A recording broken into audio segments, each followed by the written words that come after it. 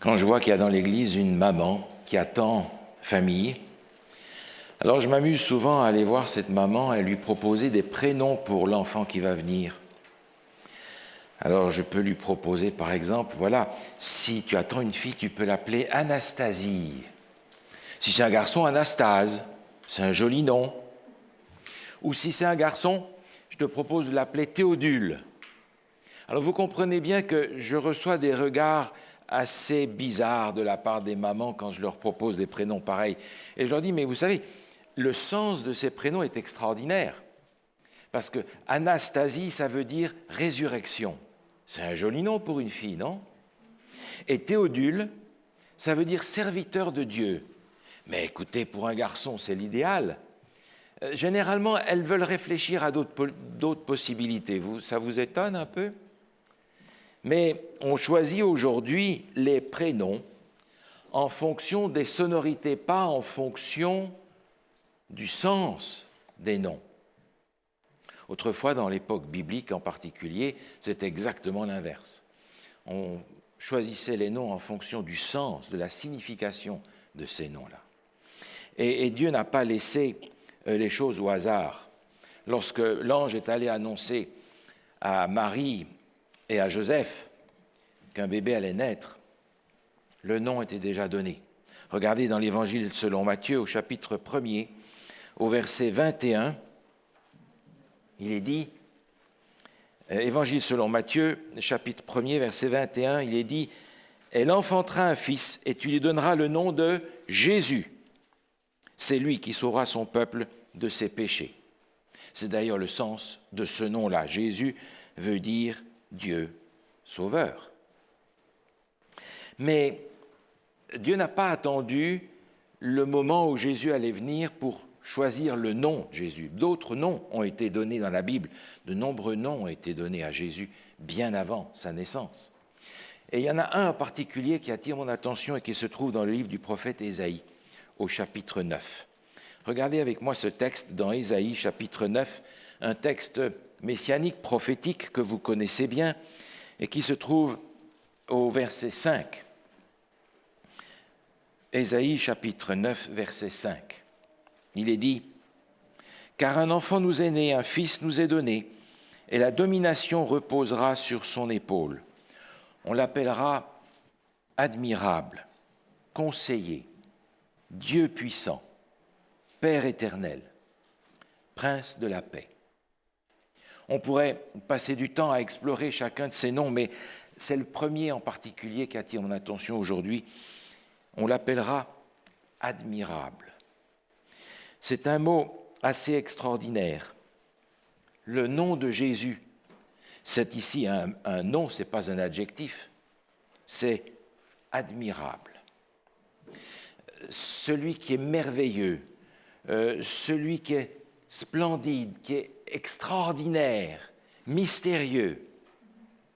Toutes ces notions sont cachées dans ce mot qui est le nom de Jésus. On l'appellera admirable.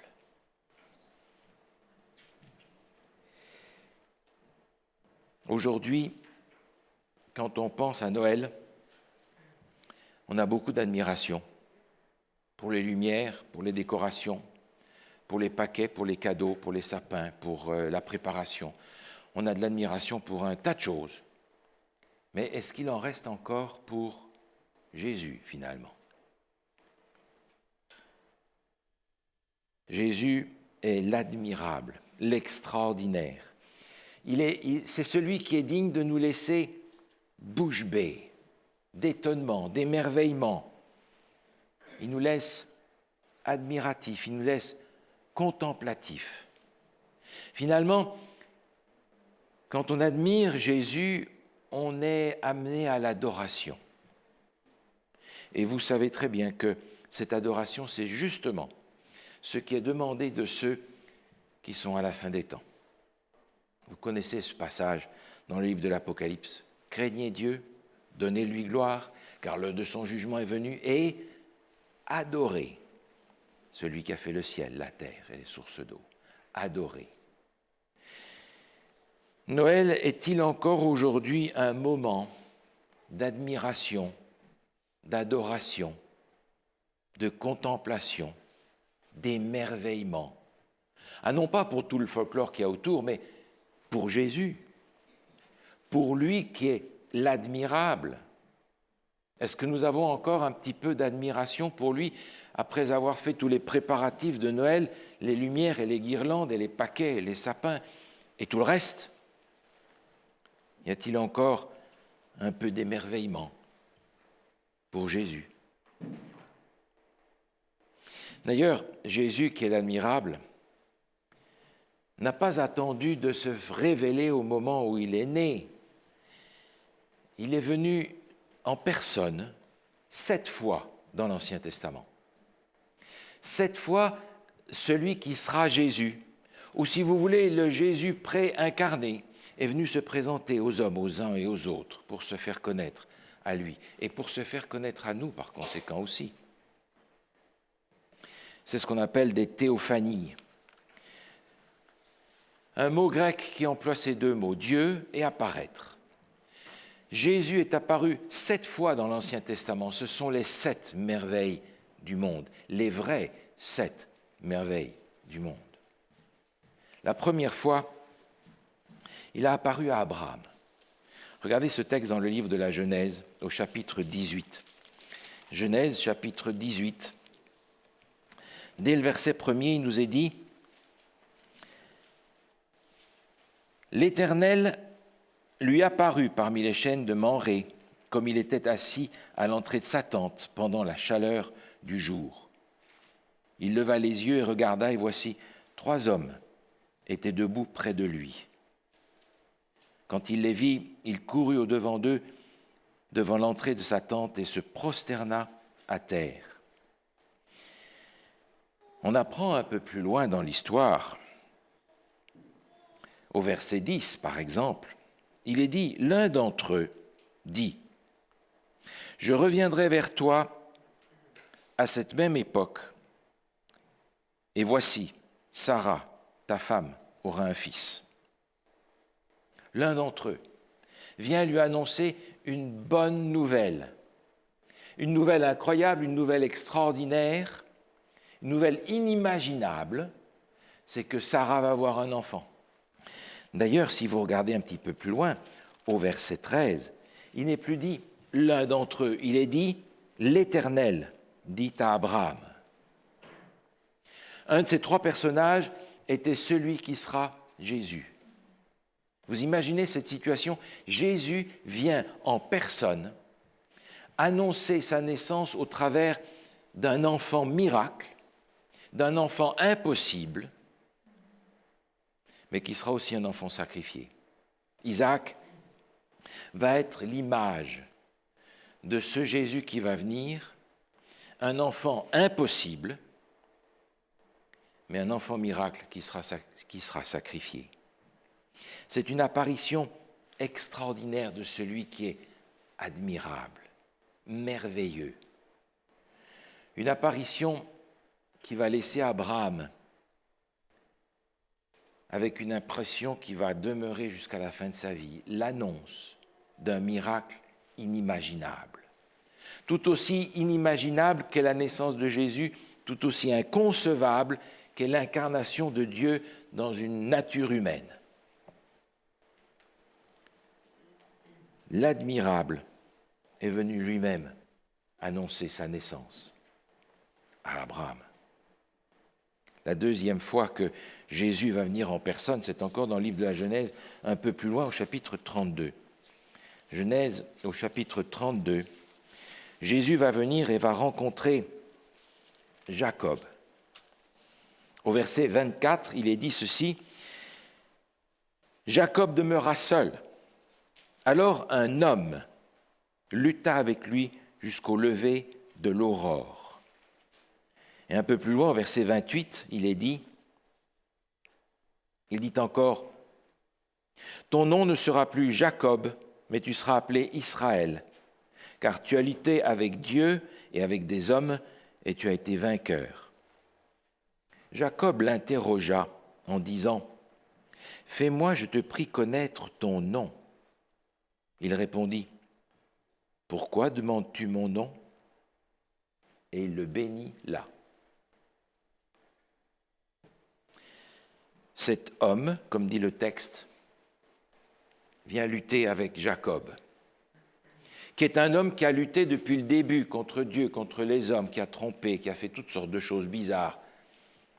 Mais cette fois-ci, il sent que c'est une lutte un peu spéciale, au point que cet individu qui est là va changer son nom. Tu ne t'appelleras plus Jacob maintenant, tu vas t'appeler Israël.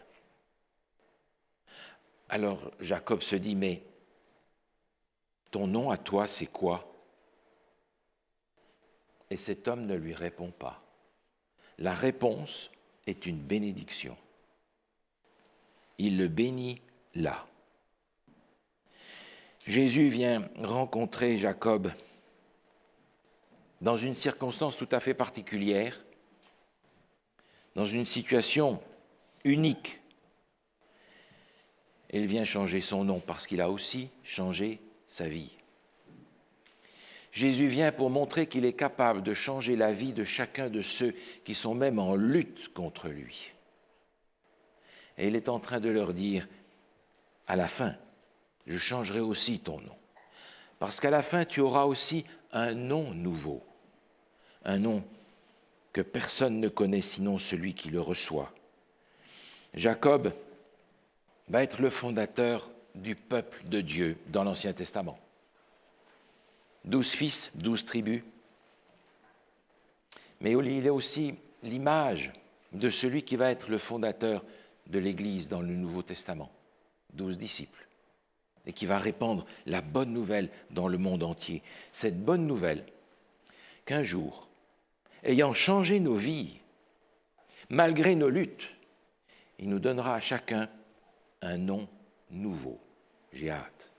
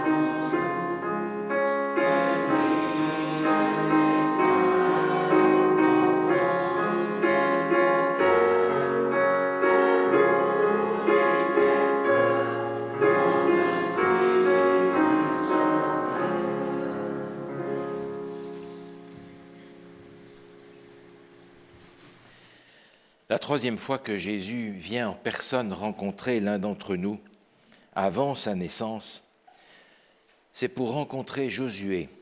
Et on en a le récit dans le livre de Josué au chapitre 5. Josué chapitre 5. Josué qui porte un nom déjà, j'allais dire, prophétique, parce qu'en réalité c'est le même nom que celui de Jésus. C'est exactement le même. Josué, c'est aussi celui qui va permettre au peuple de sortir du désert et de rentrer dans la terre promise. Mais c'est exactement ce que Jésus va faire. Alors il vient rencontrer ce Josué. Et dans le livre de Josué au chapitre 5 et au verset 13, il est écrit ceci. Comme Josué était près de Jéricho, il leva les yeux et regarda. Voici, un homme se tenait debout devant lui, son épée nue dans la main. Il alla vers lui et lui dit, « Es-tu des nôtres ou de nos ennemis ?»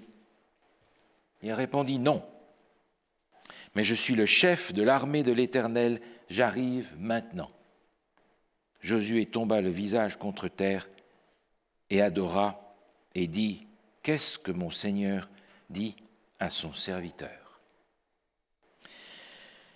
Josué est en prière parce qu'il y a devant lui la citadelle de Jéricho. Comment va-t-on prendre Jéricho ? Et alors qu'il est là en prière, quelqu'un vient se présenter devant lui, l'épée à la main. Question normale, t'es avec nous ou t'es contre nous ? Réponse, non. Ce n'est pas la réponse à la question, ça. Cet homme est en train de lui dire, je ne suis pas venu pour être dans un camp ou pour être dans l'autre. Je suis le chef de l'armée de l'Éternel. Et Josué pourrait dire, mais c'est moi le chef de l'armée de l'Éternel ici. Mais il n'y a pas besoin d'expliquer, Josué comprend tout de suite. Parce que Josué l'adore et lui dit, qu'est-ce que mon Seigneur a à dire à son serviteur ? Jésus se présente ici comme celui qui est le chef de l'armée de l'Éternel. Le seul. Celui d'ailleurs qui sera le seul chef de l'Église, le peuple de Dieu dans le Nouveau Testament. Ici, une apparition merveilleuse de celui qui est admirable et qui, dans sa bonté, vient prendre le relais de ce chef du peuple d'Israël qui ne sait plus comment faire, qui ne sait pas comment s'y prendre, qui n'a pas la solution. Alors il vient pour lui dire, « T'inquiète pas, je viens prendre le commandement de l'armée de l'Éternel. » Et je remercie le Seigneur pour cette apparition extraordinaire de celui qui est admirable par-dessus tout. Une apparition dont Josué va garder l'image toute sa vie. Il a vu celui avec qui Moïse a parlé pendant 40 jours, à plusieurs reprises. Parce que dans ce moment particulier où le peuple allait passer du désert à la terre promise, il y avait besoin que le chef prenne les choses en main. Et c'est ce qu'il a fait. Et je repense à ce passage des psaumes, dans le psaume 89. Permettez que je vous lise un extrait du psaume 89, le verset 6 à 9. Verset 6 à 9 et le verset 19, où il est dit « Les cieux célèbrent tes merveilles, ô Éternel, et ta fidélité dans l'assemblée des saints. Car qui dans le ciel peut se comparer à l'Éternel? Qui est semblable à toi parmi les fils de Dieu? Dieu est terrible dans l'assemblée des saints. Il est redoutable pour tous ceux qui l'entourent.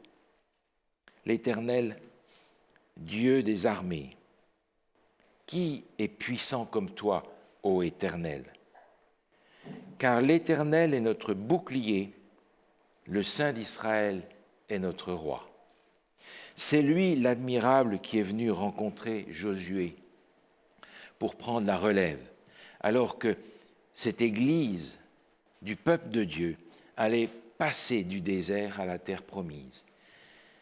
C'est en effet lui aussi qui est venu pour apporter cette force et cette grâce nécessaires pour que l'Église puisse traverser les temps de la fin et aller dans la terre promise.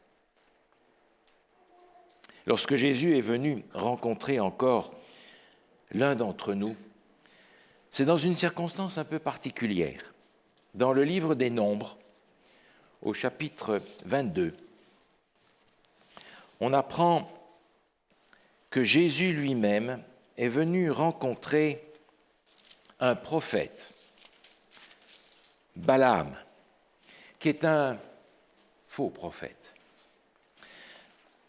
Dans le livre des Nombres, au chapitre 22, au verset 22, il est dit « La colère de Dieu s'enflamma parce qu'il était parti, et l'ange de l'Éternel se plaça sur le chemin pour lui résister.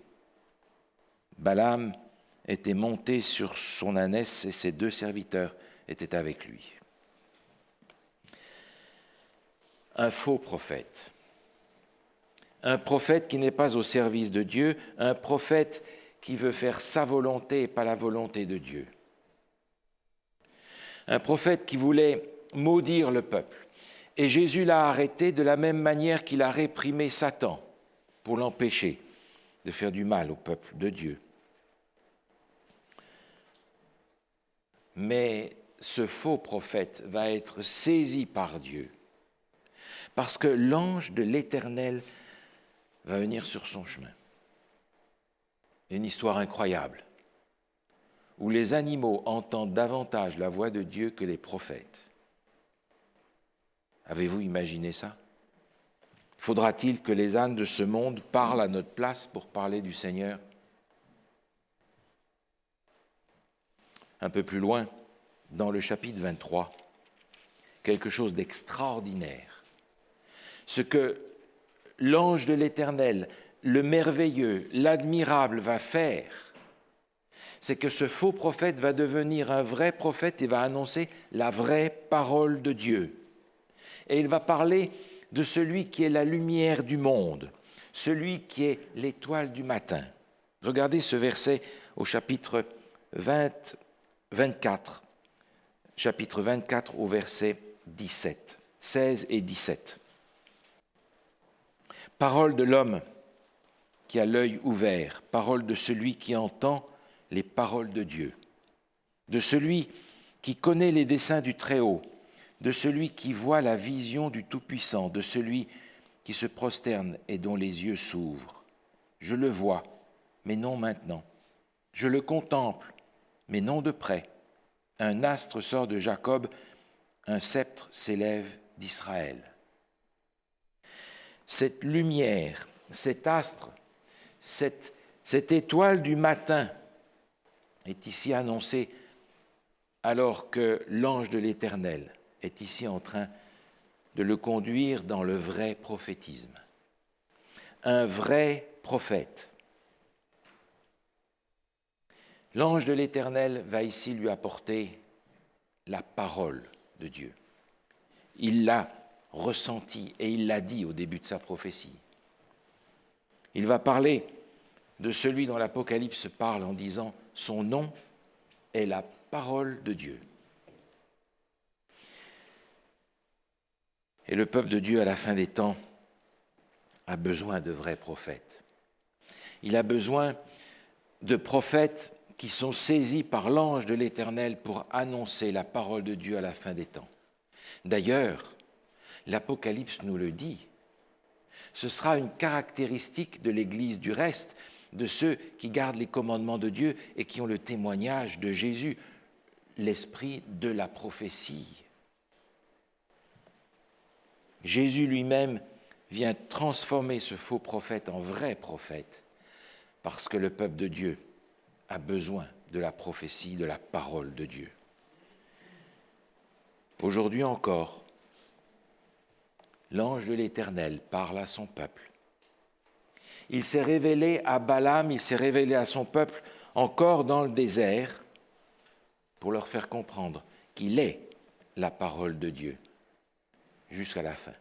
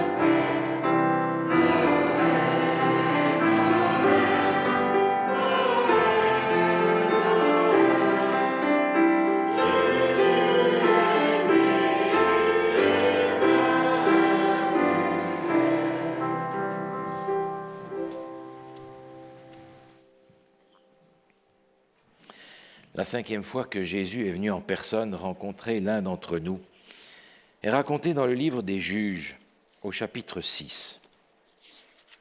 Juges, chapitre 6. Il nous est dit, au verset 11, « Puis vint l'ange de l'Éternel, et il s'assit sous le térébinthe d'Opra, qui appartenait à Joas de la famille d'Abiézer. » Au verset 12, il est dit, « L'ange de l'Éternel lui apparut et lui dit, « L'Éternel est avec toi, vaillant héros. » L'ange de l'Éternel vient voir un homme tout simple qui est en train de se cacher pour battre son blé, de façon à ce qu'il ait de quoi survivre. Dans une période difficile du peuple d'Israël,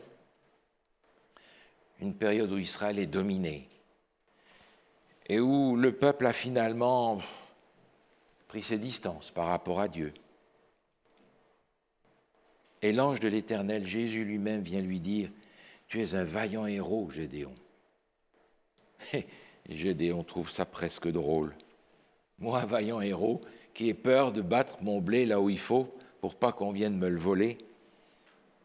Et pourtant, l'ange de l'Éternel va faire de lui un vaillant héros, le libérateur de son peuple.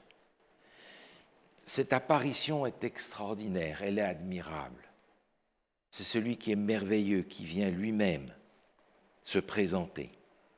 Mais vous savez que dans le livre de Sophonie, au chapitre 3, on apprend qui est le véritable héros.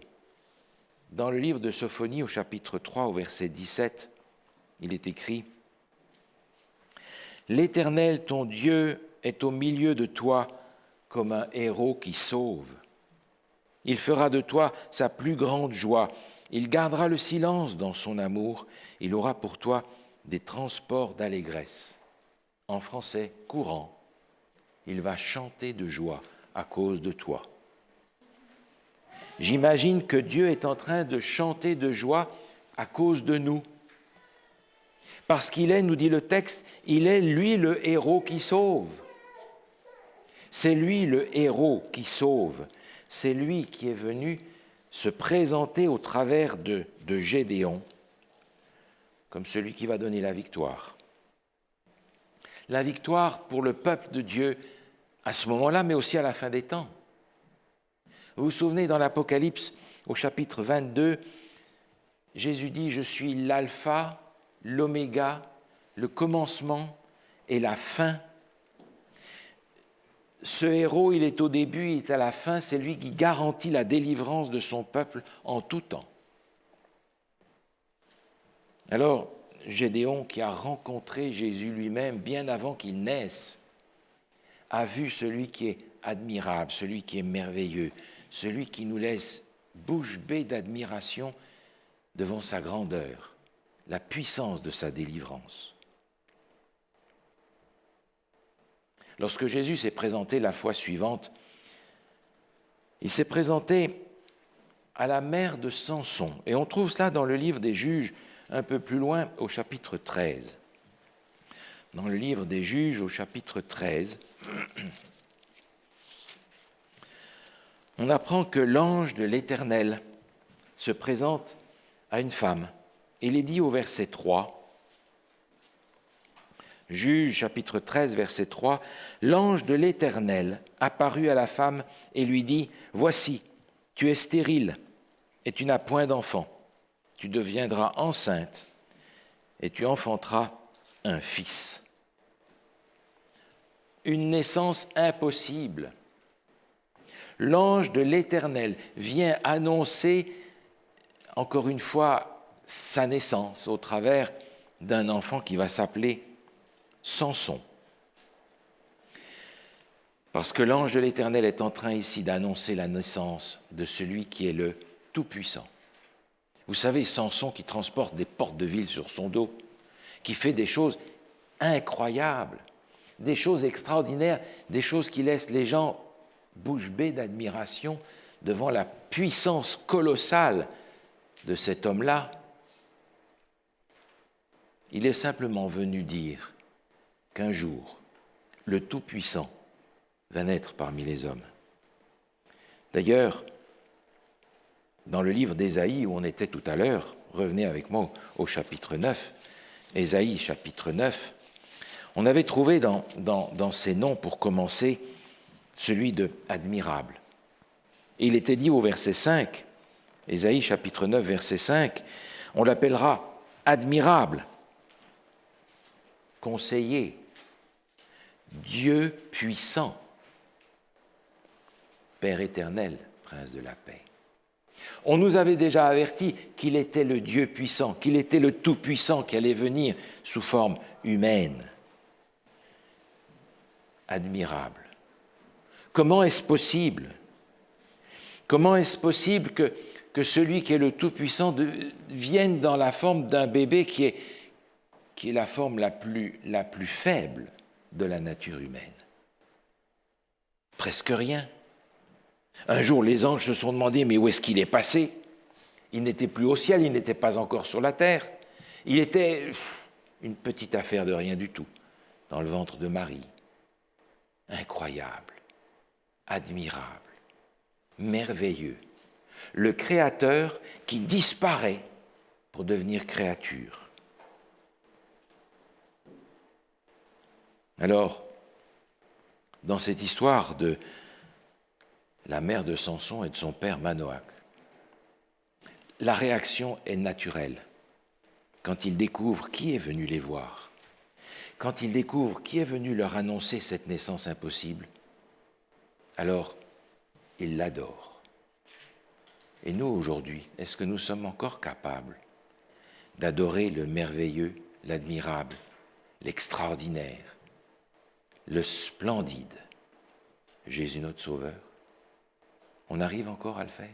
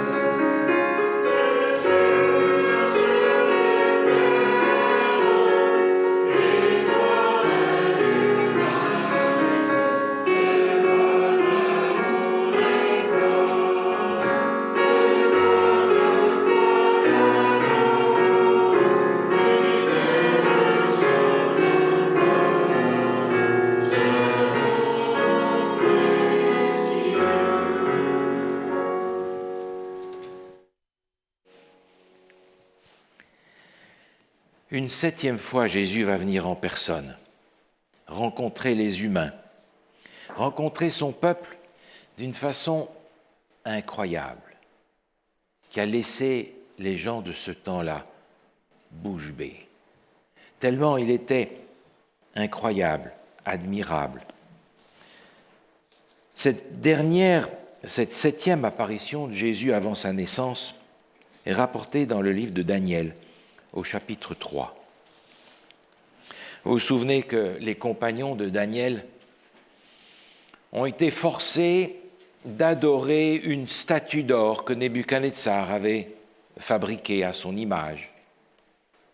Mais pour eux, pas question d'adorer une statue. Il n'y en a qu'un qu'on adore, l'admirable. Donc ils ont résisté. Ils ont résisté devant tout le monde à ce roi-là qui voulait essayer de montrer qu'il est au contrôle de tout et de tout le monde. Figurez-vous, il y avait là le roi d'Israël qui était là aussi. On n'a pas l'impression qu'il a résisté, lui. Il y avait là aussi d'autres captifs d'Israël. On n'a pas l'impression qu'ils ont résisté, eux non plus. Juste ces trois-là. Et vous pensez bien que Nebuchadnezzar n'était pas d'avis de laisser ces trois prisonniers de guerre défier son autorité, voyons. Dans Daniel au chapitre 3, au verset 24, il nous est dit ceci. Alors le roi Nebuchadnezzar fut effrayé et se leva précipitamment. Il prit la parole et dit à ses conseillers, « N'avons-nous pas jeté au milieu du feu 3 hommes liés ?» Ils répondirent au roi, « Certainement, roi. » Il reprit et dit, « Eh bien, je vois 4 hommes sans lien qui marchent au milieu du feu et qui n'ont point de mal. Et la figure du 4e ressemble à celle d'un fils des dieux. » Et le texte pourrait dire, sans faire trahison à l'original, au Fils de Dieu. Ils sont là pétrifiés, étonnés dans le sens littéral du terme, frappés par le tonnerre. Parce qu'ils ont jeté dans le feu ces hommes qui ne voulaient pas obéir. Et ce n'est pas 3 qu'il y a dans le feu, c'est 4. Et ce roi païen est capable de dire, la figure du 4e est semblable à celle d'un fils de Dieu. Jésus est venu ici dans la fournaise avec nous. Celui qui va venir quelques siècles plus tard, dans cette humanité qui est la nôtre, souffrir nos souffrances, prendre notre mort sur le dos. Il est venu ici, non pas pour empêcher la souffrance, mais pour venir la vivre avec nous. Une révélation extraordinaire ici de l'identité d'un Dieu qui vient comme homme parmi les hommes pour les sauver. Quel Dieu extraordinaire! Un Dieu extraordinaire. Et vous avez remarqué, chaque fois que Jésus apparaît, il y a 4 choses qui se produisent. La première, c'est qu'il va montrer sa divinité.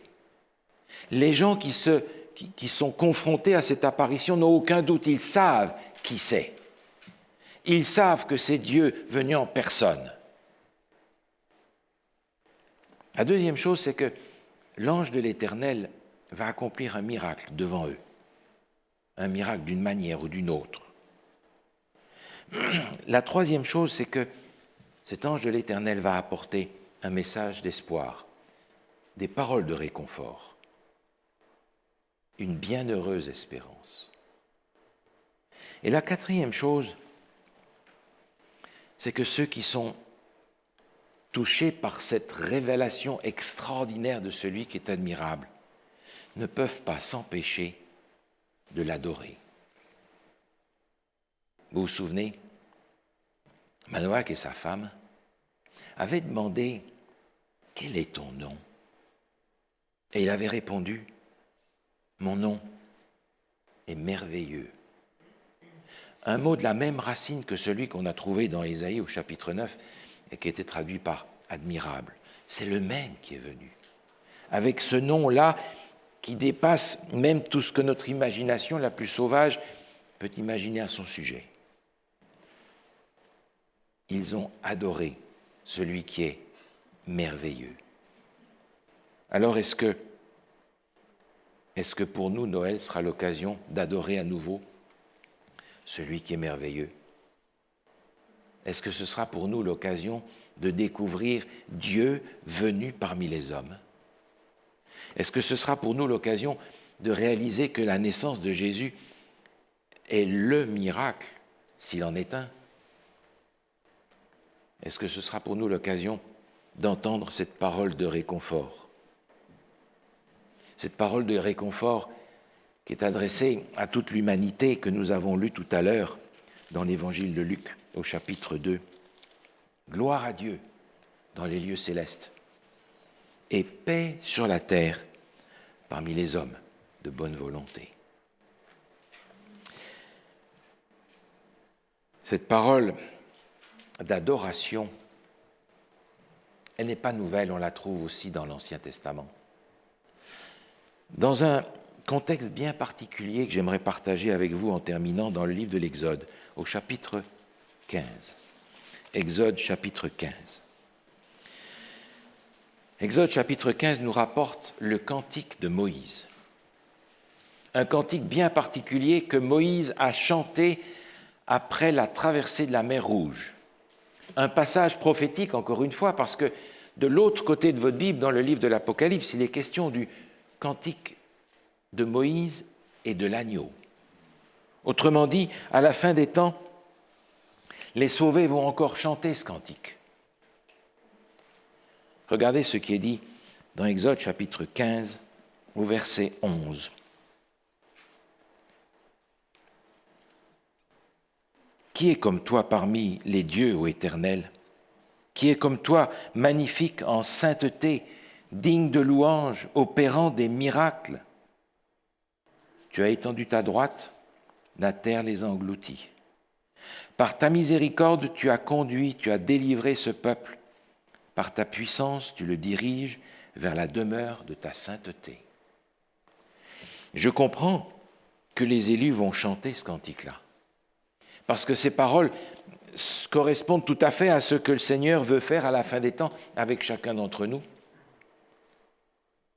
Ce Jésus admirable qui est venu a non seulement apporté cette bienheureuse espérance, mais il en a donné la garantie lorsqu'il est venu la première fois. Alors nous pouvons aujourd'hui adorer Dieu par ces paroles en toute confiance. Par ta miséricorde, tu as conduit et délivré notre peuple. Par ta puissance, tu le diriges vers la demeure de ta sainteté. Alors, aujourd'hui, alors que le monde admire beaucoup de choses, brillantes et lumineuses, je me sens appelé à admirer celui qui est admirable, merveilleux, splendide, extraordinaire. Et je ne résiste pas à m'émerveiller, comme le faisait l'apôtre Paul d'ailleurs. Dans 2 Corinthiens au chapitre 9, au verset 15, l'apôtre Paul a cette parole. Grâce soit rendue à Dieu pour son don merveilleux. Amen.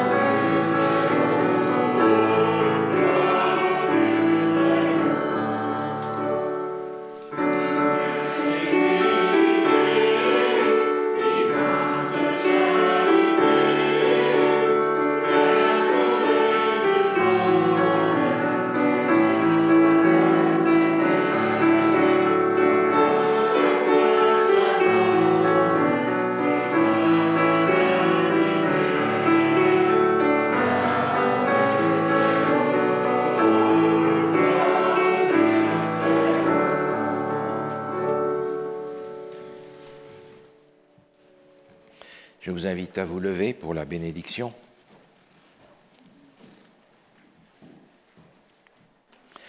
Or, à celui qui peut vous préserver de toute chute et vous faire paraître devant sa gloire irréprochable et dans l'allégresse, à Dieu seul, notre Sauveur, par Jésus-Christ, notre Seigneur, soit gloire, majesté, force et puissance, dès avant tous les temps, et maintenant et dans tous les siècles.